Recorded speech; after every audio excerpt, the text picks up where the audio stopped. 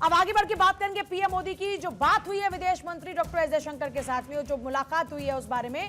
पश्चिम Asia संकट के बीच PM Modi से डॉक्टर एस जयशंकर की मुलाकात हुई है। यह बड़ी खबर है इस वक्त की। इससे पहले बैठक को लेकर जानकारी थी कि बैठक हुई है और उस बैठक में जो इस वक्त मौजूदा परिस्थितियां हैं उन पर चर्चा हुई है। और अभी पश्चिम एशिया संकट के बीच में पीएम मोदी से मुलाकात डॉक्टर एस जयशंकर की। आज ही आपको याद है डोनाल्ड ट्रंप की ओर से 34 दिन बाद पहला संबोधन, जिसमें स्पष्ट तौर पर यह तो कह दिया गया कि 2 से 3 हफ्ते और हमले होंगे, एक बड़ा हमला हो सकता है। तो यानी अभी यह संकट खत्म होने वाला नहीं है। पश्चिम एशिया संकट के बीच में प्रधानमंत्री नरेंद्र मोदी की विदेश मंत्री डॉक्टर एस जयशंकर से मुलाकात, इससे पहले बैठक, अब बैठक के बाद ये मुलाकात, इस बीच ट्रंप का आना और संबोधित करना, मौजूदा स्थितियों को लेकर बातचीत हुई है। और इस बातचीत के जरिए जाहिर तौर पर ये जो मुलाकात हुई है इसके जरिए जो मौजूदा स्थिति है, मौजूदा स्थिति को लेकर किस तरीके से आगे बढ़ा जाए, इन तमाम पहलुओं पर चर्चा। तो फिलहाल पीएम मोदी से विदेश मंत्री डॉक्टर एस जयशंकर की मुलाकात की जानकारी मिल रही है।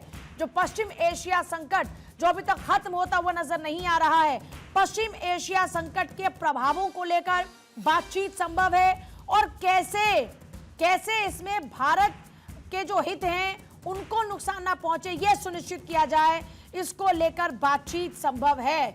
पश्चिम एशिया संकट के बीच में विदेश मंत्री के साथ में प्रधानमंत्री नरेंद्र मोदी की मुलाकात, डॉक्टर एस जयशंकर की मुलाकात देश के प्रधानमंत्री के साथ में हुई है और इस मुलाकात में सीधे तौर पर भारत के हितों को लेकर चर्चा हुई है।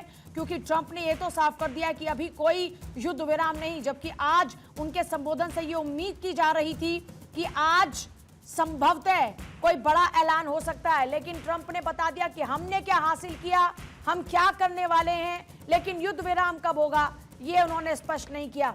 अक्षय मेरे साथ जुड़ गए। अक्षय, इस मुलाकात को लेकर क्या कुछ जानकारी मिल रही है? देखिए पूजा, सबसे बड़ी बात यह है कि जिस तरह से पश्चिम एशिया में हालात बने हुए हैं उसको लेकर के सरकार लगातार दूसरे देशों के साथ संपर्क में है और कोशिश की जा रही है कि ये युद्ध को किसी तरह से अगर बात बन सके तो फिर उसको रखा जाए। और साफ तौर पर है कि भारत की नजर इसी बात पर है कि अमेरिका और इजराइल का रुख ईरान के साथ कैसा रहता है।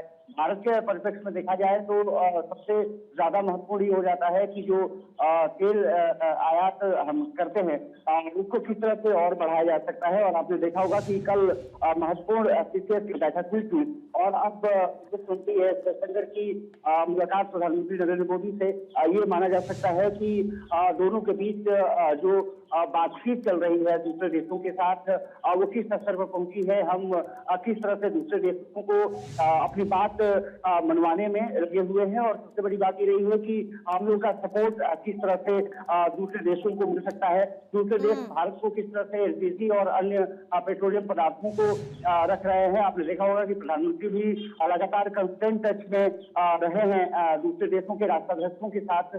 साफ तौर पर है कि अगर युद्ध लंबा खींचता है तो फिर पूरे विश्व समुदाय के लिए भी खतरे से कम नहीं है, खतरे की घंटी है, क्योंकि जो सामान है उसके दाम लगातार बढ़ रहे हैं। ठीक है अक्षय, बहुत शुक्रिया आपका फिलहाल पूरी जानकारी के लिए।